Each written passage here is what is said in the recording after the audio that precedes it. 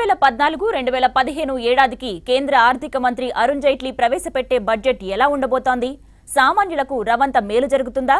జేబులు ఖాళీ అవుతాయా? సంక్షేమానికి కోతలు పడతాయా? సబ్సిడీలు కొనసాగుతాయా? Watch the story. కొత్తగా కొలువుదీరిన నరేంద్ర మోడీ సర్కారుపై కోటి ఆశలు పెట్టుకున్నాడు సామాన్యుడు. బడ్జెట్పై మోడీ మార్క్ తప్పకుండా ఉంటుందని భావిస్తున్నాడు. బడ్జెట్కు ముందే బాదుడు పర్వం పూర్తి చేయడంతో ఇక వాటి జోలికి వెళ్లకపోవచ్చు ఎన్డీఏ సర్కార్.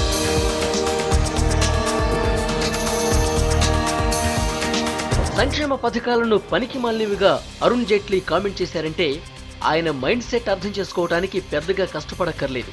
ఏదో ఒక సాకు చూపి సంక్షేమ పథకాలకు కోతలు పెట్టే అవకాశాలు ఎక్కువగా కనిపిస్తున్నాయి.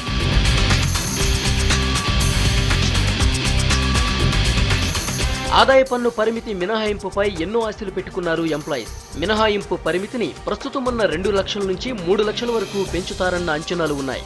అంతేకాదు సెక్షన్ 80 కింద పొదుపు, పెట్టుబడులు, ఖర్చుపై ఇచ్చే పన్ను మినహాయింపు పరిమితిని కూడా డబుల్ చేసే అవకాశాలు కనిపిస్తున్నాయి.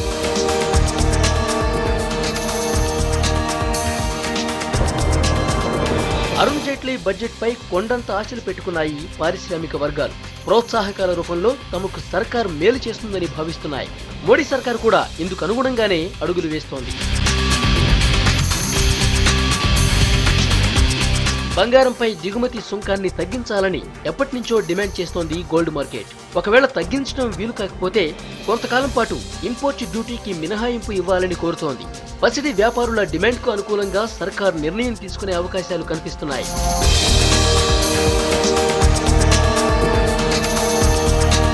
మరో 5 ఏళ్ల దాకా జనం దగ్గరకు వెళ్లాల్సిన అవసరం లేదు కాబట్టి ఎలాంటి మొహమాటం లేకుండా మోడీ సర్కార్ కఠిన చర్యలు తీసుకునే ఛాన్సెస్ కనిపిస్తున్నాయి.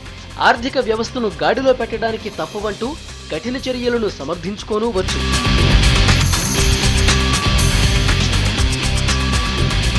మొత్తం మీద మాత్రలకు షుగర్ కోటింగ్ వేసి జనం చేత మింగించడానికి మోడీ సర్కార్ భారీ స్థాయిలోనే కసరత్తు చేసినట్లు తెలుస్తోంది. ఇక సెంట్రల్ బడ్జెట్ పై పారిశ్రామిక రంగం భారీ ఆశలే పెట్టుకుంది. తిరోగమన బాటలో మూలుగుతున్న పారిశ్రామిక రంగానికి ఊతమిచ్చేలా కేంద్రం వరాలు ప్రకటిస్తోందనే ఆశతో ఉంది. ఆర్థిక మంత్రి అరుణ్ జైట్లీ పారిశ్రామిక అభివృద్ధికి తోడ్పడేలా చర్యలు తీసుకోవచ్చని మార్కెట్ రంగ నిపుణులు అభిప్రాయపడుతున్నారు. బడ్జెట్లో పారిశ్రామిక అభివృద్ధికై చర్యలు తీసుకోవచ్చని మార్కెట్ వర్గాలు ఆశతో ఉన్నాయి. రీటైల్ రంగానికి పరిశ్రమ హోదా ఇవ్వాలని రిటైల్ కంపెనీలు కోరుతున్నాయి. 2017 నాటికి భారత రిటైల్ మార్కెట్ 47 లక్షల కోట్ల రూపాయల స్థాయికి పెరగొచ్చని అంచనా. ప్రపంచంలోనే ఇది 5వ అతిపెద్ద మార్కెట్ గా ఏర్పడనుంది.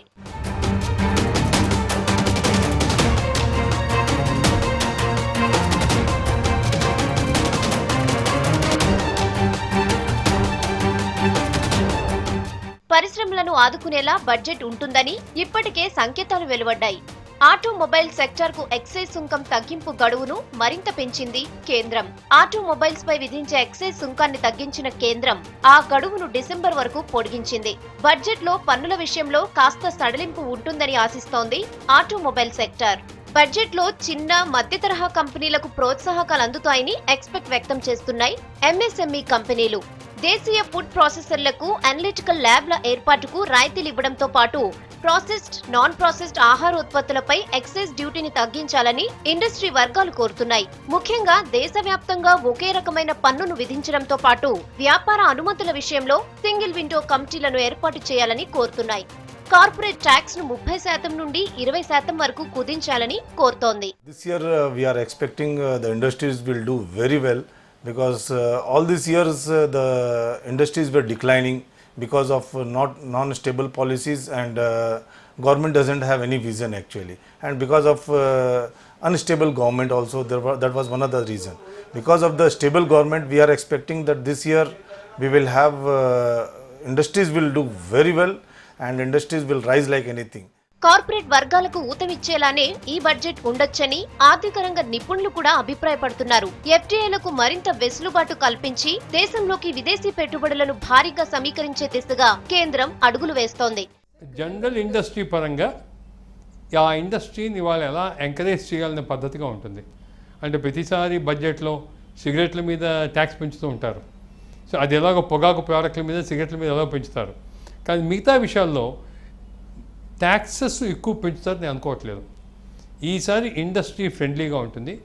కాకపోతే ఆయన చేదు మందు అని చాలాసార్లు భయపడుతున్నారు మనల్ని. దానిలో ఏమిటంటే డెఫిసిట్ తగ్గించే అవకాశం ఉంది. ఫారిన్ ఇన్వెస్ట్మెంట్లను ఆకర్షిస్తే మరింత ఆర్థిక వృద్ధి రేటు సాధించొచ్చంటున్నారు నిపుణులు.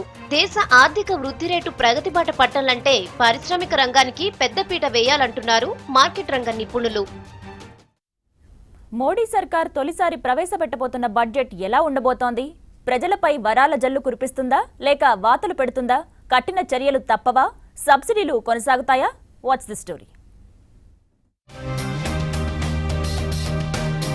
అస్తవ్యస్తంగా ఉన్న దేశ ఆర్థిక వ్యవస్థను గాడిలో పెట్టడానికి బడ్జెట్లో కఠిన చర్యలు ఉంటాయన్న అంచనాలు పెరుగుతున్నాయి. అలాగే ద్రవ్యోల్బణాన్ని నియంత్రించడం, ద్రవ్యలోటు తగ్గింపు వంటి అంశాలపై బడ్జెట్ ఎక్కువగా దృష్టి పెడుతుందని భావిస్తున్నారు ఆర్థిక నిపుణులు.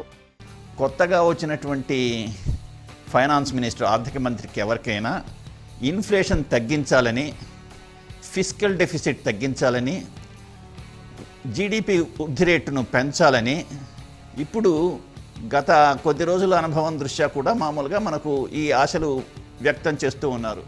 పన్నుల రూపంలో ప్రజలకు కొంతమేర రిలీఫ్ లభించే అవకాశాలున్నాయి. ఆదాయ పన్ను పరిమితి మినహాయింపుపై కోటి ఆశలు పెట్టుకున్నారు వేతన జీవులు. అలాగే ప్రజల్లో పొదుపు పెంచే దిశగా ఆదాయ పన్ను చట్టంలో సెక్షన్ 80, 80cc మినహాయింపులు ఇచ్చే ఛాన్సెస్ ఉన్నాయి.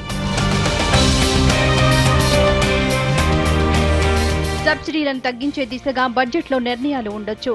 యూరియాతో పాటు ఇతర ఎరువులపై ఇస్తున్న సబ్సిడీని తగ్గించడానికి రెడీ అవుతోంది మోడీ సర్కార్. అలాగే ఆహార భద్రత పథకంపై కూడా సర్కార్ ఓ నిర్ణయం ప్రకటించవచ్చు. బడ్జెట్ నుంచి ఎక్కువ ఆశలు పెట్టుకునేటువంటి బడ్జెట్ కాదనిపిస్తుంది ఇది. దీనికి ముఖ్యంగా మనం 3-4 కారణాలు చూసుకోవచ్చు. ఇప్పటికే రైల్వే ఛార్జీలు, మరి ఇంధనం, వీటిలన్నింటి మీద కూడా ధరలు పెరిగాయి. ఆ ధరలు పెరిగిన క్యాస్కేడింగ్ ఎఫెక్ట్ ఎక్కువ ఉండకపోయినప్పటికీ కూడా కొంచెం వరకు మీకు వాటిల్లో ఒక రకంగా కాస్త సైకలాజికల్గా ఎఫెక్ట్ వస్తుంది. కోటి రూపాయల కంటే ఎక్కువ వార్షిక ఆదాయం ఉన్న వారిపై వసూలు చేస్తున్న 10% సర్ఛార్జ్ విధానం కంటిన్యూ అయ్యే ఛాన్సెస్ ఉన్నాయి. అలాగే స్టాక్ మార్కెట్లో లావాదేవీలను ప్రోత్సహించే దిశగా నిర్ణయాలు ప్రకటించవచ్చు. అనేక రంగాల్లో విదేశీ పెట్టుబడులకు తలుపులు బార్లా తెరిచే అవకాశాలున్నాయి. పారిశ్రామిక రంగానికి ఊతం ఇవ్వడానికి పన్ను రాయితీలు కూడా ఇవ్వచ్చు. ఎక్సైజ్, కస్టమ్స్ డ్యూటీల చట్టాల్లో మార్పులు చేసే అవకాశాలు కూడా కనిపిస్తున్నాయి. వీటన్నింటితో పాటు నైపుణ్యాల పెంపు, ఎడ్యుకేషన్, హెల్త్, అర్బన్ డెవలప్మెంట్ పథకాలకు గతంతో పోలిస్తే ఎక్కువ నిధులు కేటాయించే అవకాశాలున్నాయి. మొత్తానికి గతి తప్పిన ఆర్థిక వ్యవస్థను గాడిలో పెట్టడానికి మోడీ సర్కార్ కరకుగానే వ్యవహరించే ఛాన్సెస్ కనిపిస్తున్నాయి.